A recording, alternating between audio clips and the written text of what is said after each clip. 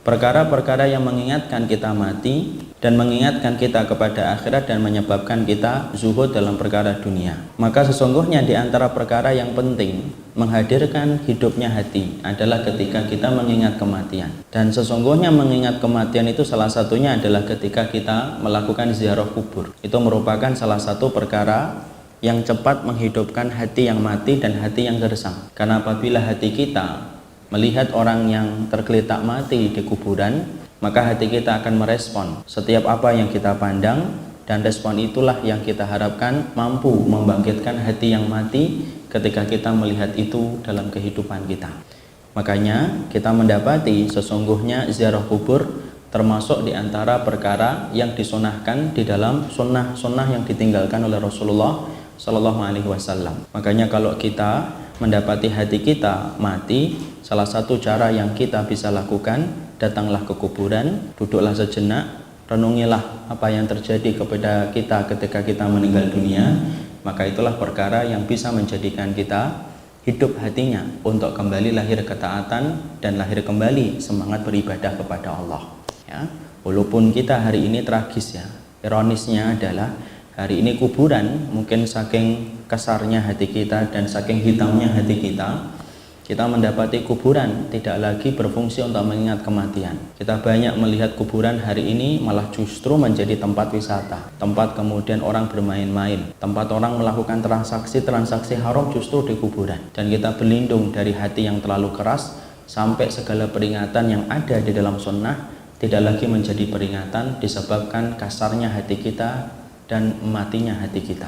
Makanya jangan kaget ya Bu, kalau di beberapa tempat saya lihat di Jakarta Timur ada satu kuburan di mana transaksi haram di situ. Bahkan saya pernah mendengar satu berita di laman internet bahwasanya ada satu kuburan, kemudian ada salah satu grup rock yang kemudian mereka justru kemudian mengadakan konsernya di kuburan. Bahkan kemudian kita juga mendapati kan grup-grup musik sekarang juga memakai nama-nama kematian, tapi untuk sesuatu yang sifatnya adalah hura-hura dan sifatnya untuk pesta. Padahal dia mengambil nama-nama yang harusnya mampu menghidupkan hati dan bukan sebaliknya untuk mematikan hati. Tapi itulah zaman hari ini. Yang zamannya tidak salah. Yang salah adalah kondisi manusia yang terlalu jauh dari syariatnya sampai segala peringatan tidak lagi bermanfaat bagi hati yang sudah terlalu mati dan hati yang terlalu keras dan terlalu gersang. Semoga kita dihindarkan jiwa dan hati yang terlalu keras dan terlalu gersang sampai tidak mampu merespon setiap kebenaran yang disampaikan oleh Allah. Maka kalau kita melihat pada halaman yang ke-28, kita akan mendapati bahwasanya di antara perkara untuk mengingat kematian dan akhirat serta mampu menyebabkan kita zuhud dalam urusan akhirat, yaitu adalah ziarah kubur. Sebelum kita mengetahui ini, kita harus paham ziarah kubur ini termasuk di antara perintah yang asalnya adalah dilarang. Jadi kalau kemudian ibu ingin memperhatikan, sesungguhnya ziarah kubur itu asalnya sudah ada semenjak Rasulullah menyampaikan dakwah? Enggak. Tetapi awal-awal ketika Islam itu ditegakkan dan disampaikan oleh Nabi, sesungguhnya ziarah kubur termasuk di antara perkara yang tidak diperbolehkan di dalam syariat sunnahnya Nabi. Mungkin kita akan ada yang bertanya, kenapa di awal-awal Islam ziarah kubur itu termasuk di antara perkara yang tidak diperkenankan? Bahkan Nabi mengatakan dalam satu hadis yang sahih yang diriwayatkan oleh Imam Ibnu Majah, kuntu nahaitukum an ziyaratil kubur. Bahkan Nabi secara gamblang mengatakan kuntu dulunya saya itu melarang kalian untuk mendatangi kubur. Jadi kenapa Rasulullah saat itu melarang umatnya untuk datang ke kuburan? Padahal kita sudah mengetahui kan kuburan itu fungsinya untuk menghidupkan hati. Nah, kita harus paham apa hikmah yang harus kita ketahui kenapa di awal-awal Islam ziarah kubur itu tidak diperkenankan dan diharamkan serta dilarang oleh Rasulullah Shallallahu Alaihi Wasallam. Maka kita akan mendapati jawaban, sesungguhnya ziarah kubur di awal-awal sunnah ketika disampaikan Nabi dilarang karena sesungguhnya Rasulullah Shallallahu Alaihi Wasallam menjaga hati dan menjaga jiwa umatnya dan para sahabat supaya tidak mereka sampai melakukan kesyirikan sebelum ditanamkan dan diajarkan kepada mereka akidah yang kuat. Karena salah satu sebab kesyirikan pada zaman Rasulullah itu adalah orang yang mengkultuskan para pendahulunya dan mereka mengkultuskannya di area pekuburan ya. Makanya kemudian di awal-awal sunnah ketika disampaikan dilarang dulu. Kenapa? Saat itu para sahabat mereka belum kuat dan belum kokoh akidahnya, sehingga kemudian khawatir kalau mereka diperbolehkan di awal-awal, maka kemudian akan terjadinya kesyirikan ketika mereka menggantungkan harapan, manfaat, dan harapan untuk tertolak dari kemadaratan kepada kuburan-kuburan yang mereka datangi. Nah, sebelumnya kita harus paham, syirik itu dikatakan oleh Imam Ibnu Katsir, syirik itu kemudian yang mengajarkan syirik itu ada dua umat. Yang mengajarkan kesyirikan itu ada dua umat. Yang pertama umatnya Nabi Ibrahim, yang kedua umatnya Nabi Nuh alaihi salam. Kalau kita melihat semua kesyirikan yang terjadi di atas muka bumi ini selalu berpulang pada dua sebab ini. Jadi kalau ibu kemudian ingin menghimpun semua kesyirikan, maka semua kesyirikan yang ada di atas muka bumi ini, maka asal muasal semua kesyirikan itu berpulang kepada dua umat, umatnya Nabi Ibrahim dan umatnya Nabi Nuh alaihi salam. Dan ciri khasnya kesyirikan umatnya Nabi Nuh dan ciri khasnya umatnya Nabi Ibrahim itu berbeda. Kalau ibu perhatikan, umatnya Nabi Ibrahim melakukan kesyirikan tetapi tidak kepada kuburan. Tetapi kesyirikan yang dilakukan oleh umatnya Nabi Ibrahim itu apa? Mereka menganggap semua makhluk-makhluk di langit itu merupakan bagian dari Tuhan-Tuhan yang mereka sembah, yang memberikan manfaat dan madarat dalam kehidupan manusia. Itu syiriknya umat Nabi Ibrahim. Makanya Nabi Ibrahim ketika beliau berdebat kepada kaumnya, maka Nabi Ibrahim berkata, apakah kamu sembah kepada bintang, di mana bintang itu kemudian mempunyai cahaya, digantikan dengan matahari, kemudian ada bintang.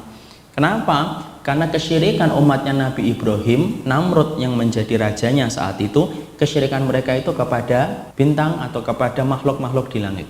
Makanya kan kita dapati dalam sejarah Romawi kuno, kita dapati mereka meyakini makhluk-makhluk di langit itu adalah Tuhan. Coba kalau ibu lihat, orang Yunani itu Tuhannya itu bukan kepada kubur, mereka kan kepada makhluk-makhluk di langit.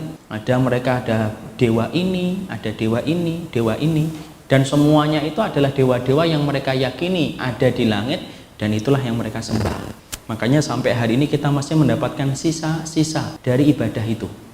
Sampai kemudian kita mendapatkan ramalan bintang, itu salah satunya di antara sisa-sisa yang ada. Karena apa? Imam Ibnu Katsir mengatakan asal muasal kesyirikan manusia sebagian itu datang dari apa yang diajarkan oleh umatnya Nabi Ibrahim alaihissalam. Ya? Maka kemudian kita harus paham. Makanya kalau kita membaca sejarahnya Yunani, penuh dengan kesyirikan, dan kesyirikan mereka bukan kepada kubur, tapi kesyirikan mereka kepada makhluk di langit. Kesyirikan yang kedua kata Imam Ibnu Katsir, kesyirikan yang kedua itu kesyirikan kepada kuburan, orang-orang yang mati. Kesyirikan ini muncul kapan? Kesyirikan ini muncul ketika umatnya Nabi Nuh, ketika Nabi Nuh telah meninggal dunia. Maka kita sering mendapatkan kisahnya diulang-ulang oleh para ustadz. Bagaimana kaumnya Nabi Nuh yang beriman, yang naik kapal, ketika mereka selamat, lalu kemudian mereka dihidupkan oleh Allah, mereka punya keturunan. Generasi pertama yang beriman kepada Nabi Nuh, kepada Allah bersama Nabi Nuh, kemudian meninggal dunia, digantikan oleh generasi kedua setelah Nabi Nuh. Generasi kedua itu menganggap generasi pertama adalah generasi orang yang solih. Ketika mereka mendapati generasi pertama meninggal, mereka kemudian kumpul di kuburan bapak-bapak mereka yang solih mengikuti Nabi Nuh itu. Generasi kedua meninggal digantikan dengan generasi berikutnya, generasi yang ketiga. Bukan hanya kemudian mereka kumpul, mereka membuat perayaan. Ayo buat perayaan, supaya memori kita selalu teringat kepada kakek-kakek kita yang telah beriman bersama Nabi Nuh alaihi salam. Maka kemudian generasi ketiga kemudian meninggal dunia, digantikan kemudian generasi yang keempat. Bukan hanya kemudian mereka membuat perayaan dan membuat pesta, tapi kemudian mereka membuat patung. Dibuat patung berdasarkan kepada apa yang mereka ingat dari kakek-kakek mereka dulu.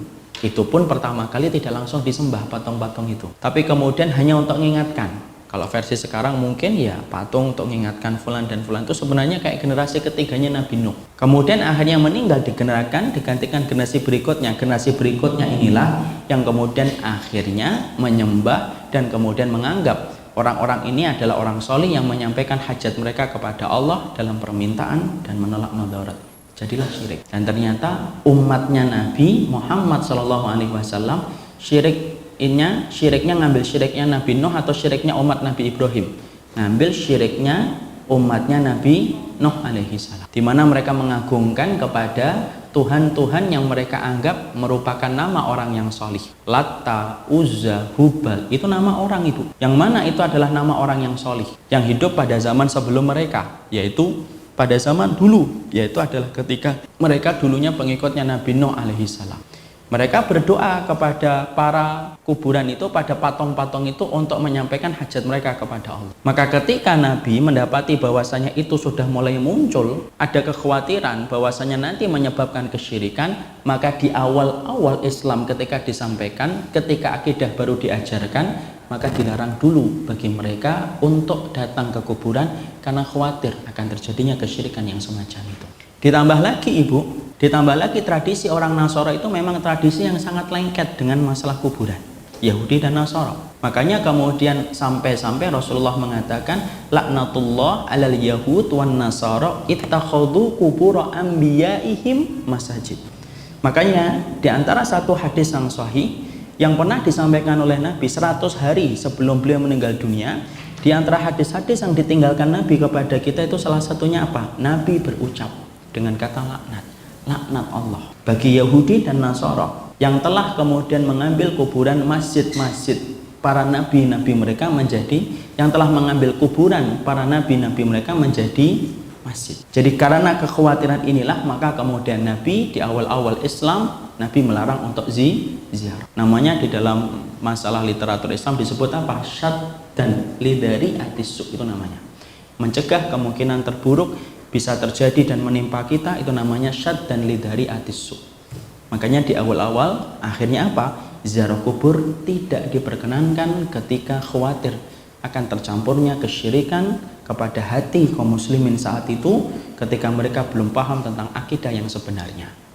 Jadi boleh nggak Ustadz kalau kita melarang sesuatu yang sifatnya kita khawatirkan akan terjadi penyimpangan? Boleh ya, misalkan pada hukumnya asal itu misalkan adalah halal. Contoh, ibu melarang anaknya untuk membuka YouTube ketika ibu tahu bahwasanya umurnya belum genap 15 tahun, ketika dia belum mengerti mana yang benar dan mana yang salah.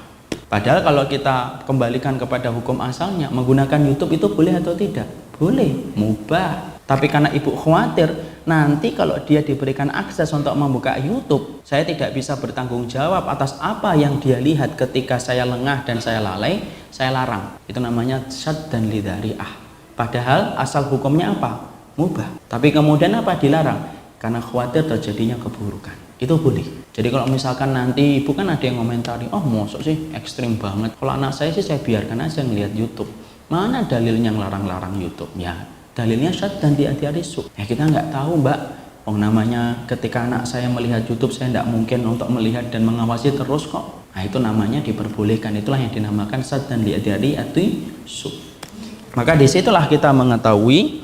Makanya Nabi SAW dalam satu riwayat dari Ibnu Majah radhiyallahu anhu, maka kemudian Rasulullah SAW mengatakan kuntu nahaitukum an ziyaratil kubur fazuruha fa innaha tuzahitu fid dunya wa tudzakirul akhirah. Maka Nabi sampai kemudian mengatakan sesungguhnya aku melarang kalian untuk datang ke kuburan. Fazuruha, maka sekarang boleh. Fazuruha, sekarang datangi kuburan itu. Jadi Nabi pernah melarang kemudian merubah. Dalam hukum usul fikih itu namanya apa? Nasikh wal mansukh. Nasikh wal mansukh itu apa? Ada hukum yang dulunya asalnya tidak boleh ataupun boleh, kemudian setelah berlalunya waktu kemudian hukum itu berubah ketika ada kemaslahatan yang lebih besar. Itu namanya nasikh wal mansukh. Apa yang dimansukh? Apa yang dihapus? Larangan untuk datang ke kuburan. Apa yang menggantikan? Perintah untuk datang ke kuburan. Itu namanya nasikh wal mansukh. Lalu Nabi ketika kemudian memperingatkan kita dan memerintahkan kita untuk datang ke kuburan, Nabi menyebutkan alasannya. Fa innaha tuzahidu fid dunya. Karena sesungguhnya barang siapa yang datang ke kuburan akan menjadikan hatinya zuhud.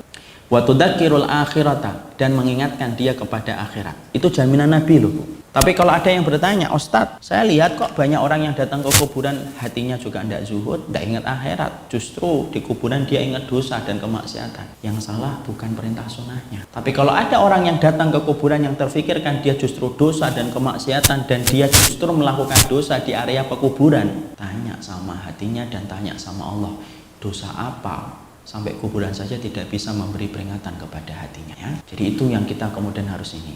Jadi kalau ada orang kok tega ya, bermaksiat, pacaran sampai berzina di atas kuburan.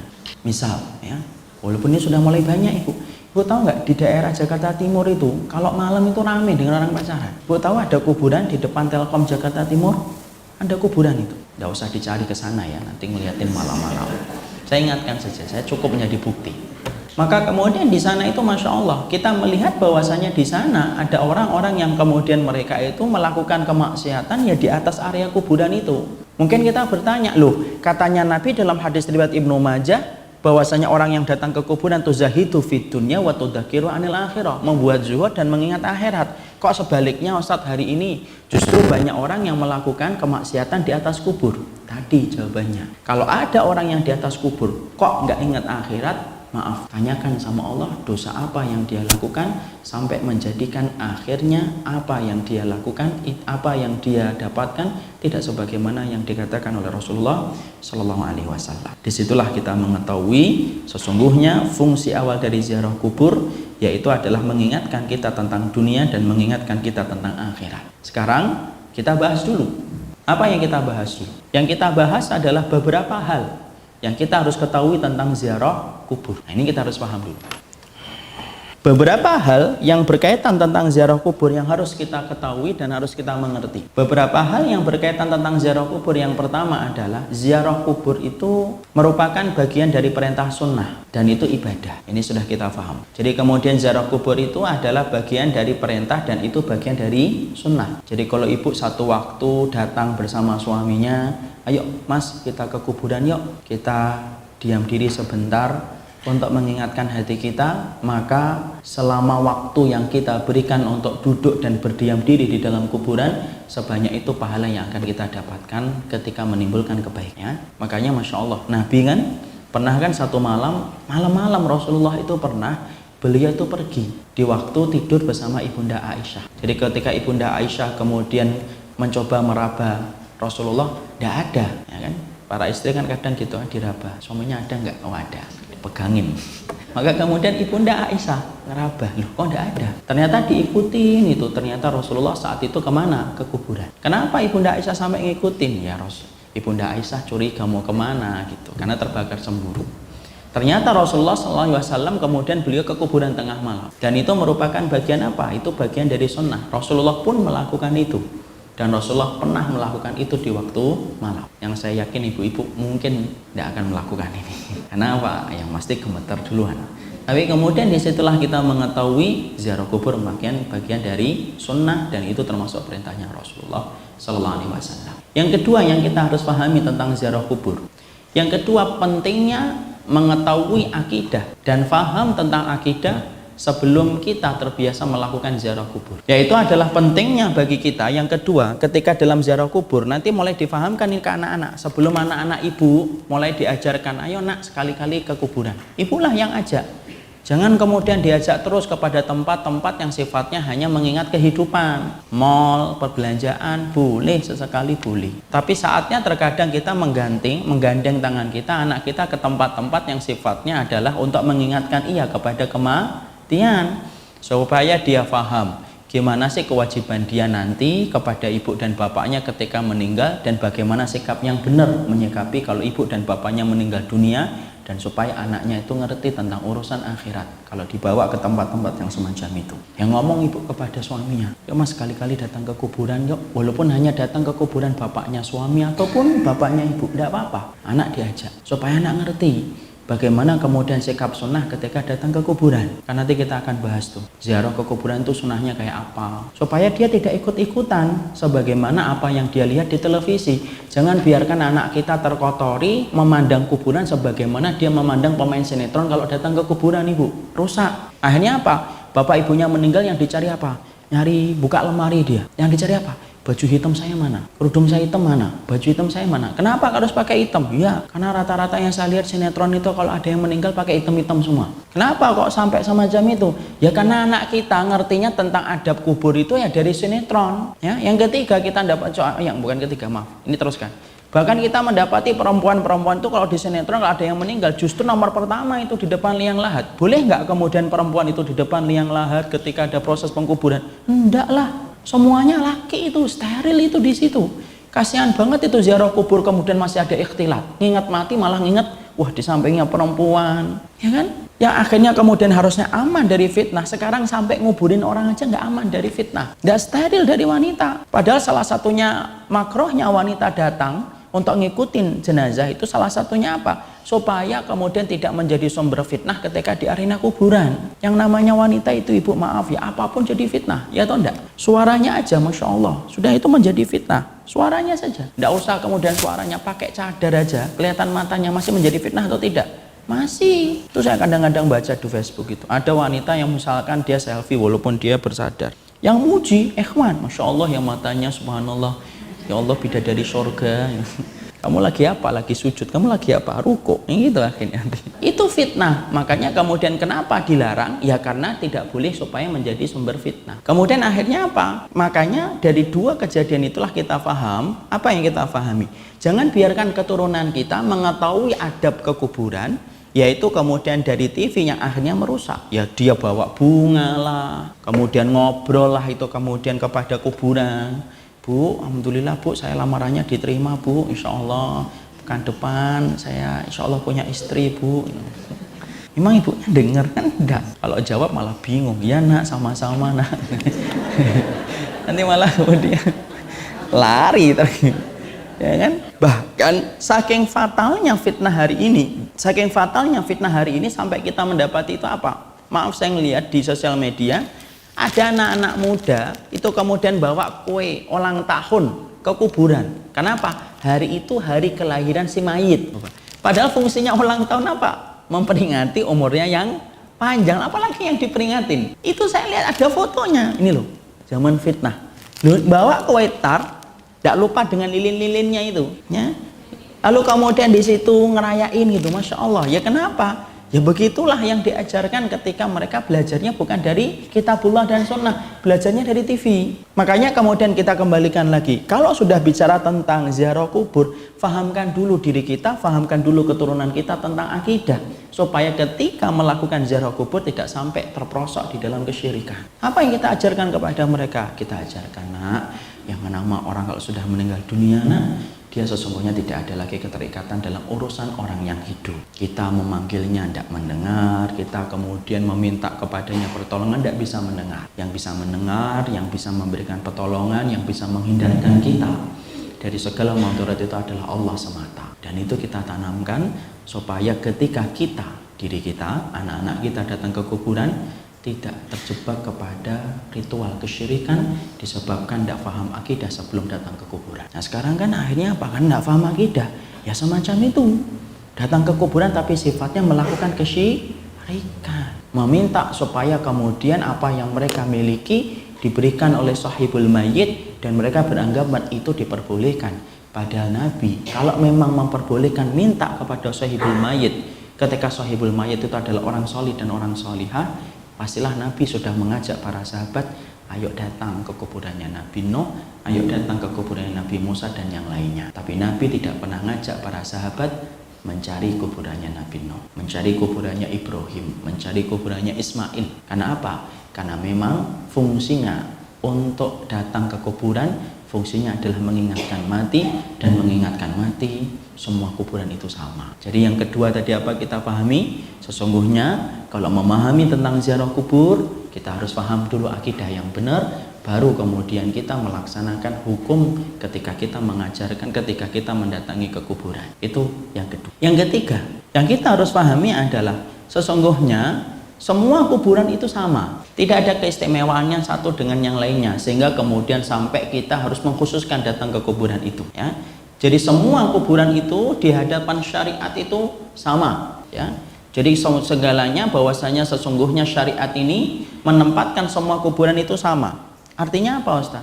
Artinya sesungguhnya setiap kuburan itu fungsinya untuk mengingatkan kematian dan tidak ada keistimewaan kuburan sana dan kuburan sini dibandingkan kuburan-kuburan yang lainnya. Ya. Jadi tidak perlu bagi kita untuk mengkhususkan diri. Saya pergi ke kuburan sana, kenapa? Di sana kuburannya lebih afdal. Tidak ada, karena semua kuburan sama. Saya ingin ke kuburan sana, kenapa? Di sana lebih baik, lebih cepat nanti kemudian mengingatkan mati. Enggak, semua kuburan sama. Misalkan di arena TPC ini kemudian ada kuburan di luar atau di mana, maka itu sudah cukup. Tidak perlu bagi kita mengazamkan, meniatkan pergi ke satu tempat di mana kemudian fungsinya hanya untuk datang ke kuburan. Karena secara umum Rasulullah SAW sudah menyampaikan kepada kita, la tusyaddur rihal illa fi salasatil masajid. Karena sesungguhnya Rasulullah SAW sudah mengingatkan kepada kita, janganlah engkau meniatkan safar kemanapun kamu meniatkan safar itu dengan sekuat daya mampumu, kecuali kamu meniatkan kepada 3 tempat. 1, Masjidil Haram, 2, Masjid Nabawi, yang ketiga Masjidil Aqsa. Itu saja. Kita baru boleh meniatkan betul-betul, ya Allah, saya belum datang ke Masjidil Aqsa, saya akan datang ke Masjidil Aqsa. Itu boleh. Kenapa? Termasuk di antara 3 masjid yang disebutkan Nabi, di mana kita boleh berusaha dan mengazamkan diri untuk datang ke sana. Kalau saya, Ibu, maaf ya, saya belum berkeinginan untuk datang ke Masjidil Aqsa karena anak punya satu doa. Saya ingin masuk ke tempat itu ketika tidak ada lagi yang menistakan kaum muslimin di sana. Itu doa saya. Makanya di antara doa saya itu, ya Allah, moga-moga saya termasuk orang yang nanti diberikan izin olehmu masuk ke Masjidil Aqsa, di mana ketika masuk di sana Islam dan kaum muslimin telah mendapatkan haknya dan telah mendapatkan izzah dan kehormatan dirinya. Kalau hari ini kan enggak, Ibu. Ibu kalau datang ke Masjid Aqsa itu apa? Di bawah todongan senjata tentara-tentara Israel, diatur sama mereka. Nggak bisa lah, hina betul kita. Dan sesungguhnya seorang muslim tidak pernah diperintah-perintah kayak gitu oleh orang kafir, terutama di tempat yang sangat Allah muliakan, yaitu Masjidil Aqsa. Makanya Masya Allah, saya teringat kepada siapa? Ibundanya Salahuddin Al-Ayyubi. Ibunda Salahuddin Al-Ayyubi itu seorang wanita sholihah yang banyak dilamar laki-laki, tapi selalu ditolak. Sampai ada salah satu syekhnya itu yang kemudian mengetahui tentang wanita ini berkata kepada wanita ini, kamu itu kenapa sih?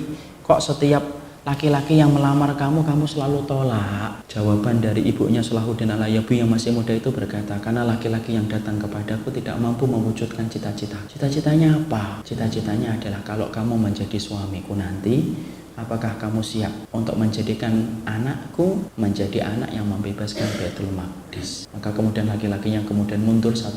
Makanya kemudian ditolak terus. Makanya kalau ada hari ini ada akhwat konolak banyak ikhwan, nah itu mungkin ikhwannya gagal memenuhi permintaannya untuk membebaskan Baitul Maqdis. Sampai akhirnya dia ketemu dengan seorang pangeran yang selalu nolak setiap akhwat yang ditawarkan kepadanya. Sama, sampai kemudian ada salah satu di antara kerabat kerajaan itu berkata, kenapa wahai tuan, kenapa selalu kamu tolak setiap perempuan-perempuan yang ditawarkan kepada dirimu? Padahal mereka wanita-wanita yang baik dan keturunan-keturunan mulia. Karena mereka tidak ada yang punya cita-cita melahirkan dari rahimnya seorang anak yang bisa membebaskan Baitul Maqdis. Nuruddin Al-Ayyubi ketemu ini dengan takdirnya Allah, ketemu laki-laki ini ketemu dengan perempuan ini. Maaf, dari seorang laki-laki solih akhirnya kemudian membasahi rahimnya seorang wanita yang bercita-cita besar untuk membebaskan Baitul Maqdis. Lahirlah anak Salahuddin, di mana kemudian bernasab kepada bapaknya Al-Ayyubi, kemudian akhirnya membebaskan Baitul Maqdis. Itulah pahlawan dalam Islam. Pahlawan wanita dalam Islam itu tidak tercipta di area jalan dan lapangan, tapi pahlawan dalam Islam itu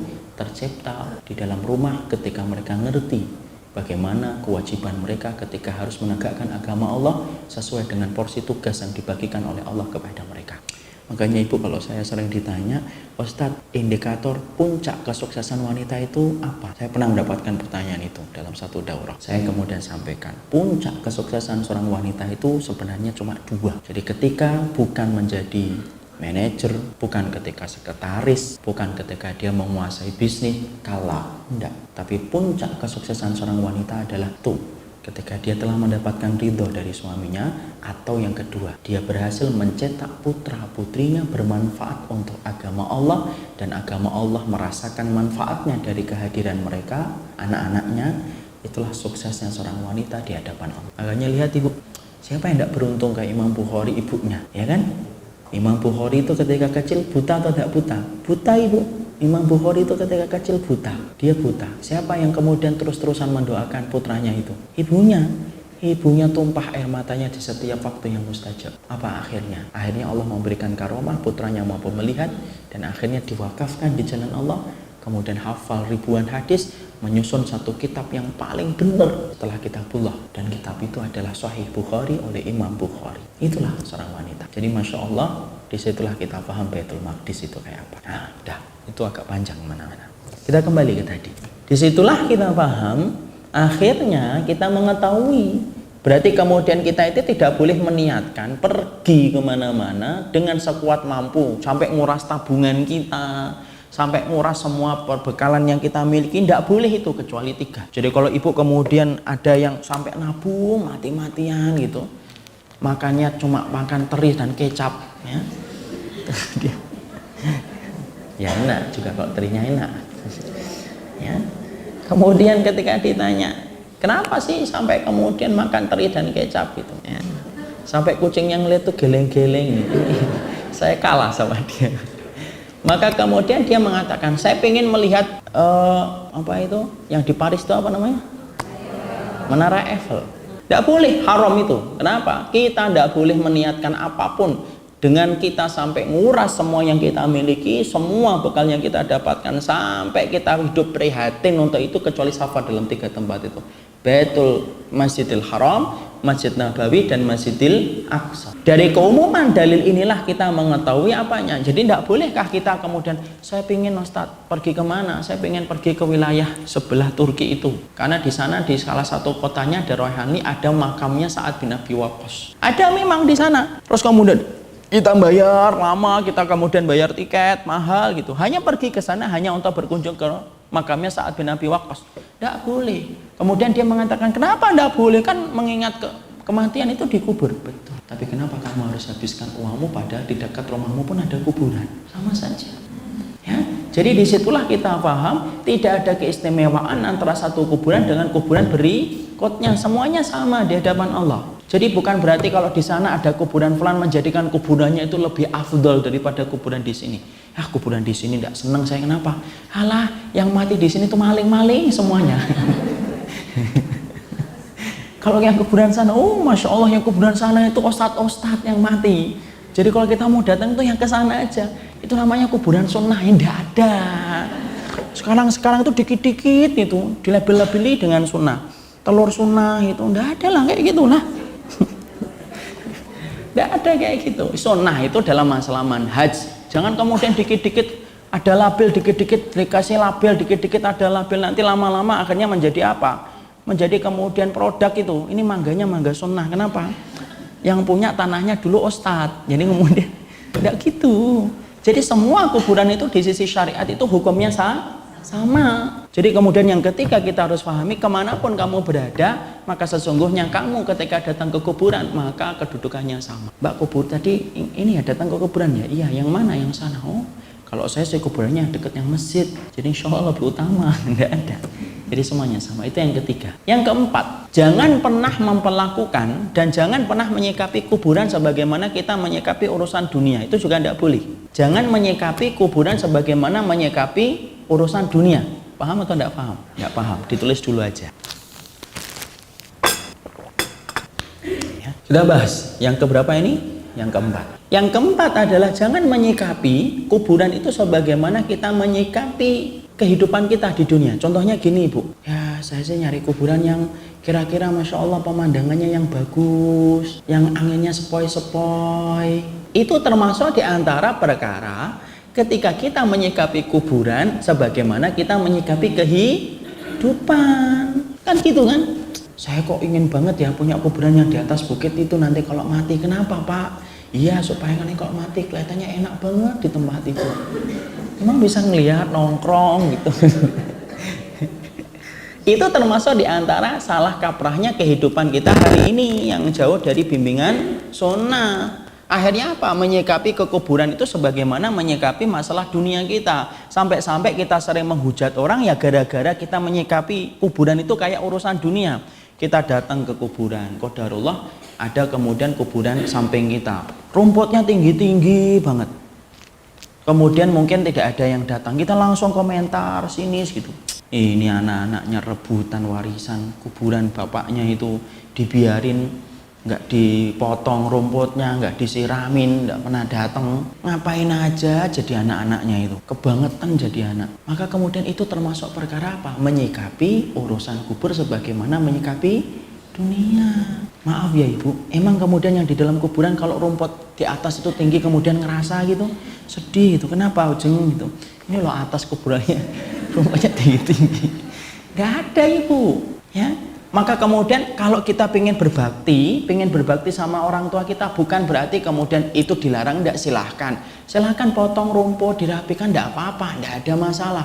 Tapi maaf, jangan salahkan kalau ada orang yang belum berkesempatan untuk itu, langsung kita mengatakan anaknya enggak berbakti. Salah itu. Kenapa? Baktinya seorang anak ketika ibu dan bapaknya meninggal itu apa? Satu, yang paling penting, dia menjadi solih, ngerti tentang sunnah. Itulah bakti yang luar biasa, karena anak semacam itu doanya sampai kepada orang tua. Buat apa kita bersihkan kuburan orang tua kita kalau kita tidak ngerti tentang perintah Allah? Kita ngambil yang haram, sekali doa diterima oleh Allah, dan diterima oleh Allah. Makanya saya ingatkan itu berkali-kali, ya, tidak semua anak ketika berdoa itu akan diterima oleh orang tuanya ketika meninggal dunia.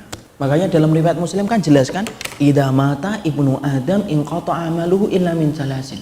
Kalau anak Adam itu sudah meninggal dunia, terputus segala amalnya kecuali 3 perkara. Salah satunya siapa? Waladun sholihun yad'u lahu, anak yang solih yang mendoakan orang tuanya. Nabi, maaf ya, nabiku dan nabimu tidak menyebutkan dalam hadis itu kata waladun. Kalau waladun apa Ustaz bedanya? Loh, kalau waladun anakmu minum khamr, main judi, berzina, PSK, datang ke masjid atau tidak ke masjid, sama. Setiap dia berdoa sampai kepada orang tuanya. Itu kalau Nabi menyebut kata walad. Tapi Nabi menyebutkan dalam hadis riwayat Muslim itu menyebutkannya apa? Waladun solihun, anak yang solih, diberikan taksis, diberikan pengkhusus, ditambahi dengan kata sifat. Kenapa? Karena tidak semua anak kalau mereka tidak solih, dia akan pernah nyampe doa mereka kepada orang tua mereka. Ya, contoh ibu misalkan ekstrimnya, ada seorang perempuan dia berzina gitu ya. Anak kemudian sama pacarnya waliyadzubillah 14 Februari, 15 Februari atau 17 Februari itu. Ya. Kemudian akhirnya setelah kemudian dia berzina, tiba-tiba duduk, dia kemudian buka grupnya, dia ngomong ibuku, wah teringat ibunya. Dia kemudian berdoa Rabbana firli wali walidayya walil mu'minina yauma yaqumul hisab. Nyampe itu kepada ibunya? Ya enggak nyampe lah. Kenapa? Dia habis berzina aja belum bertobat dari zinanya kok. Dosa dan maksiat itu menghalangi doa sebagaimana mendung menghalangi mentari untuk sampai ke permukaan bumi. Makanya Masya Allah, anak kita berdoa Rabbana firli, habis ngambil haram dari sesuatu yang menjadi sogokan, diambil dibawa ke rumah. Dia tidak bertobat dari harta itu. Dia berdoa Rabbana firli, tidak nyampe lah, untuk dirinya aja tidak nyampe, apalagi untuk orang tua ya. Makanya dia kemudian akhirnya melakukan bid'ah syirik. Contohnya pilkada hari ini, banyak orang yang nanti kan datang ke dukun, kan mulai banyak ini datang ke pilkada. Kok tahu Ustaz? Iyalah, di kompleks ada dukunnya juga. Kemudian datang itu ke kubu, datang ke kemudian ini. Kemudian setelah itu jadi. Tapi kemudian dari proses dia datang ke dukun, tidak bertaubat. Kemudian setelah jadi bupati dia datang ke tempat kuburan ibunya. Bu, sekarang saya sudah jadi bupati bu. Insya Allah saya doakan terus buat ibu, dan ibu pasti bangga melihat saya dan tersenyum di atas surga. Diterima? Ya enggak lah. Makanya Masya Allah, kalau kita tidak mendapati anak solih, yang rugi bukan siapapun bu, yang rugi kita sendiri, selaku ibunya, selaku bapaknya. Kenapa? Karena ternyata kita nanti bisa jadi nunggu di akhirat, mana doa anak siapa. Anak kita berdoa tapi tidak pernah nyampe, karena mereka tidak ngerti jalan ketaatan mereka kepada Allah. Dan maaf ibu, kursus boleh, tapi kalau kursus banyak yang kita berikan untuk anak-anak kita, justru menjadikan anak kita lupa terhadap urusan akhiratnya. Malah lebih baik tidak usah kursus tapi anak kita ingat akhirat, daripada kursus dunia banyak tapi anak kita tidak tahu akhirat. Tapi kalau kita kursuskan banyak sembari kita tanamkan akidah, monggo silakan, tidak ada larangan untuk itu. Makanya Masya Allah, kenapa kita harus cerewet jadi orang tua, tidak pernah bosan untuk ngingatin anak-anak kita supaya anak-anak kita solih, betul-betul melarang anak perempuan kita dibawa siapapun. Ya kenapa? Ya karena kita khawatir kalau anak kita sampai kepleset, tidak solih di hadapan Allah, yang rugi tempat ibunya dibayar kontan. Ketika anak itu berdoa tidak pernah nyampe kepada orang tua ya. Jadi Masya Allah, makanya kalau anak ibu diajak sama laki-laki, tidak boleh.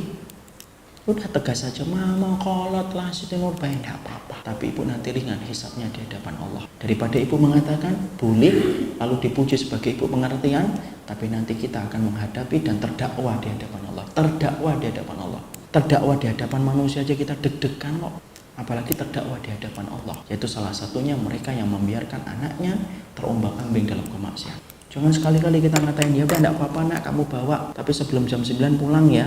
Seakan-akan setan sebelum jam 9 itu lagi tidur dia. Nggak bisa lah.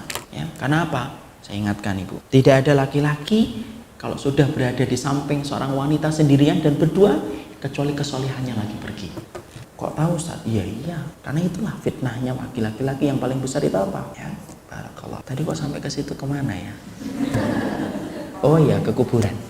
Jadi kemudian kuburan itulah hadiah terbaik. Jadi kemudian kalau ada seseorang yang misal ya, contoh saya ibu saya sudah meninggal 2 tahun dan qadarullah saya tidak pernah kemudian datang ke kuburannya karena saya di sini. Maka kemudian saya juga nggak tahu apakah kuburan ibu saya itu mungkin sudah ada rumputnya ataukah tidak. Maka itu tidak dikatakan dan tidak dikategorikan sebagai anak yang durhaka sama orang tua. Kenapa?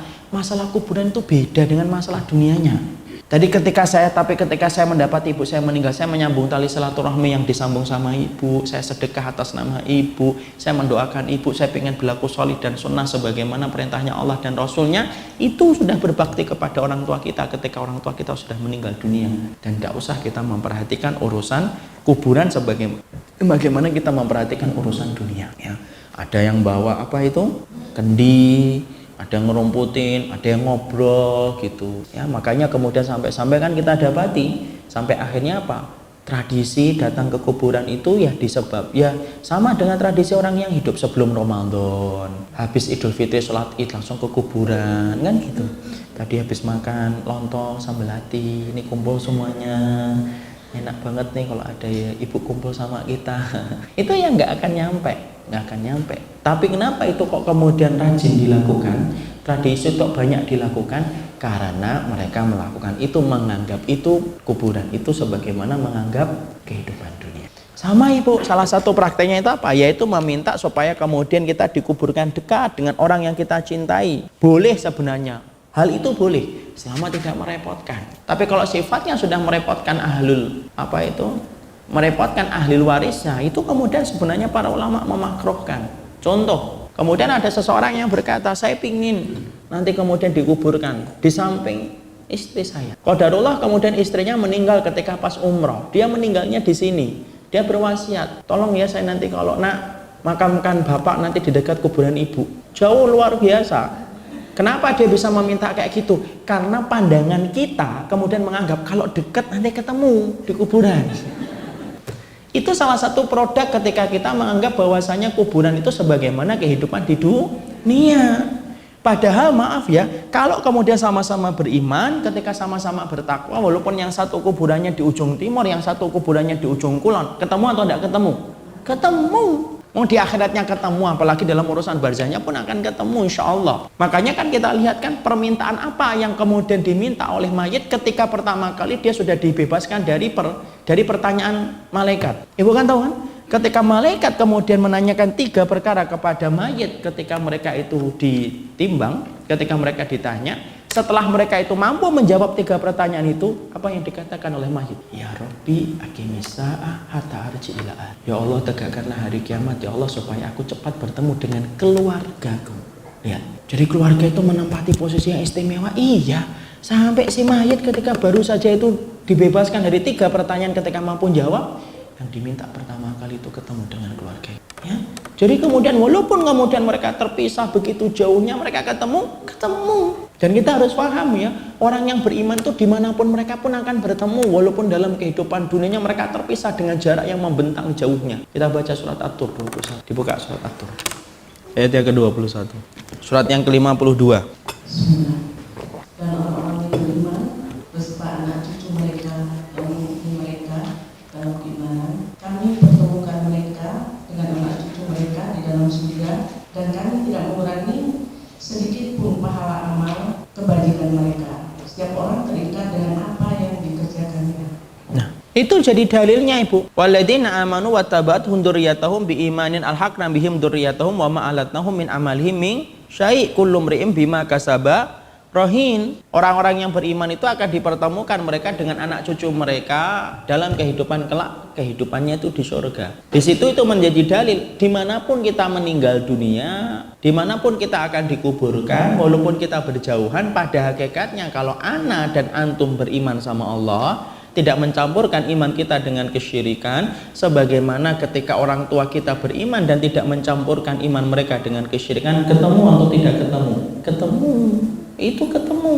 Jadi tidak perlu bagi kita sampai kemudian akhirnya meminta wasiat, di mana wasiatnya itu justru memberatkan bagi anggota keluarga kita sendiri. Nah, itu yang kemudian kita harus pahami. Tapi tolong ya Ibu, jangan kemudian kita langsung vonis kalau ada di antara teman-teman kita dan sahabat kita meminta supaya dikuburkan di kampung. Saya dulu termasuk yang menganggap tidak sunnah itu langsung gitu. Tapi ternyata saya baru tahu ada beberapa alasan yang kita terkadang luput untuk mengetahuinya. Apa itu? Kadang-kadang mereka itu pengen dikuburkan di kampung. Itu kenapa Ibu? Karena mereka tidak terlalu ingin membebani ahli warisnya ketika harus membayar setiap bulannya dan setiap tahunnya. Karena apa? Maaf, area kuburan di kampung jauh lebih baik cara pengaturannya daripada di kota. Kan suruh bayar atau tidak? Bayar. Tuh kan, berapa? Tuh, 3 bulan sekali memperpanjang. Ya karena kemudian ada di antara orang yang sampai kayak gitu, ya. Dan saya, alhamdulillah, saya betul-betul minta ampun ketika dulu pernah mengatakan tidak usahlah minta kemudian dipulangkan ke sono, you know.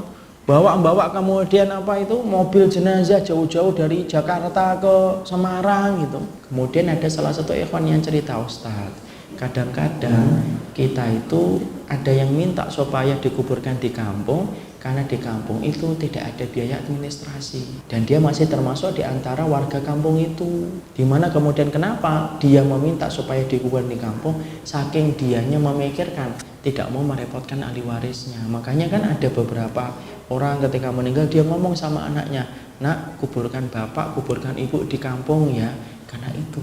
Ya kalau alasannya kayak gitu tidak apa-apa. Tapi kalau alasannya saya pengen dikuburkan di kampung karena rasanya beda banget kalau matinya dikuburkan di kampung, nah itu beda. Emang ketemu apa? Ya tidak ada bedanya sebenarnya. Jadi kemudian disitulah kita mengetahui yang ke berapa tadi? Yang keempat, jangan pernah memperlakukan urusan kubur yaitu dengan urusan apa? Urusan dunia. Yang kelima yang kita harus pahami, bedakan antara kubur dengan barzakh. Bedakan antara kubur dengan barzakh. Kubur itu yang ada liang lahatnya, itu kemudian adalah tempat disemayamkannya orang yang meninggal dunia. Itu namanya apa? Barzakh. Itu namanya apa? Kuburan. Ya. Lalu kemudian adapun tempatnya, sifatnya itu apa? Sifatnya itu barzakh. Ya. Jadi kemudian walaupun tempatnya masih di dunia, tetapi dia tidak akan mampu kembali lagi ke dunia. Kenapa? Kan masih di alam yang sama. Betul, alamnya sama. Tapi di alam setelah kematian terdapat sebuah barzakh. Apa itu barzakh? Nah, ayo kita buka di dalam Al-Quran. Yaitu dalam surat Al-Mu'minun ayat yang ke-100. Al-Mu'minun ayat yang ke-100. Sudah? Coba dibaca. Surat yang ke-23. Al-Mu'minun surat ke-23. Agar aku dapat berbuat kebajikan yang telah aku tinggalkan, sekali-kali tidak. Sungguh itu adalah dalil yang diucapkannya saja, dan di hadapan mereka ada barzakh sampai pada hari mereka dibangkitkan. Barzakh itu kalau kita buka terjemahnya apa? Di situ apa? Dinding. Jadi kemudian barzakh itu sifat alamnya Ibu. Kalau tempatnya masih di dunia atau tidak? Ya masih di dunia. Semua tempat yang kemudian sebelum ditegakkannya hari kiamat itu namanya alam apa? Enggak. Semua tempatnya itu di dunia atau tidak? Di dunia.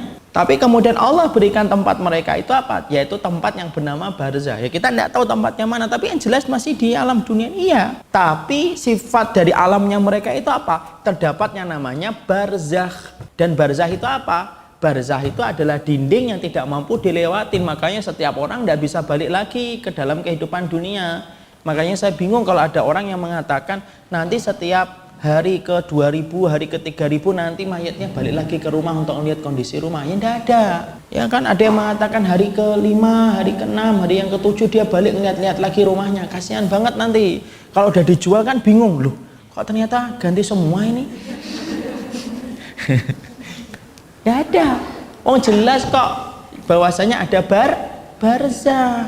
Loh Ustadz, kok kadang-kadang memang pada hari-hari itu memang terkadang kita mendapati ada tanda-tanda khusus dari ibu kita misalkan, tiba-tiba kita mencium minyak wangi, yang memang minyak wangi itu adalah minyak wangi ibu kita. Tiba-tiba kemudian lemarinya ibu kebuka, kadang-kadang kan gitu. Saya tidak menafikan cerita itu nyata, iya, tapi bisa jadi apa?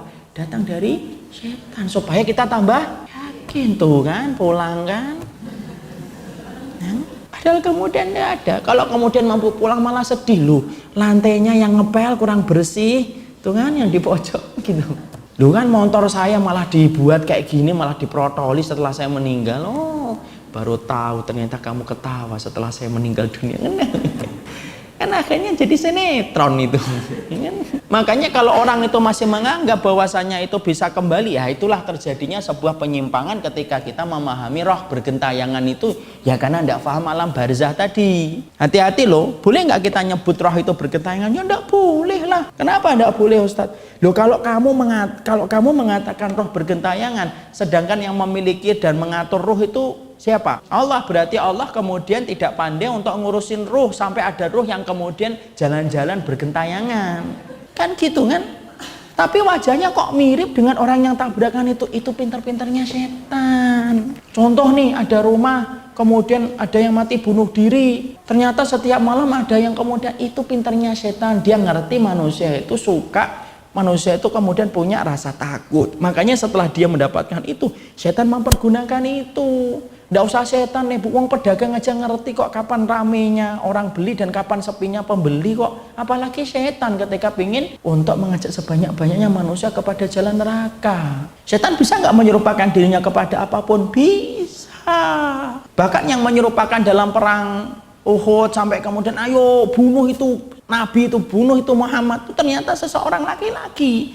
Ternyata kemudian setelah orang musyrikun ngelewatin dia ke belakang hilang. Itulah setan. Itu dalam surat Al-A'raf ada tafsirnya, nanti kita bahas ya, kalau setelah menyelesaikan tafsir juz 30. Itu kemudian bisa nggak kemudian kalau kita ngelihat ada anjing hitam legam, itu kan perwakilan dari apa? Setan. Makanya kemudian kalau kita sampai mendengar anjing melolong di tengah malam, berarti ngeliat apa? Setan. Tapi kalau kemudian kalau ngelihat ayam, mendengar ayam berkokok, ngeliat apa? Turun malaikat. Itu yang benar. Jangan kemudian malah ngelihat bintang jatuh tuh, dikabulkannya doa, ayo berdoa.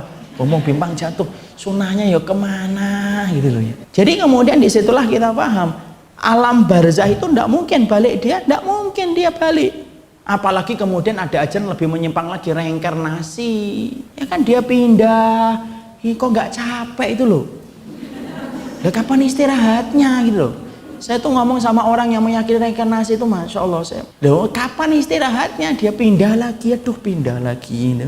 Nanti kemudian seumur hidup dia pindah-pindah doang. Ya Allah, kan akhirnya apa? Ya itu, kalau semua ajaran itu tidak kembali kepada kitabullah dan sunnah, ya kayak gitu, membingungkan dan terkadang lebih terkesan lucu. Ya, jadi kemudian reinkarnasi tidak ada dalam Islam.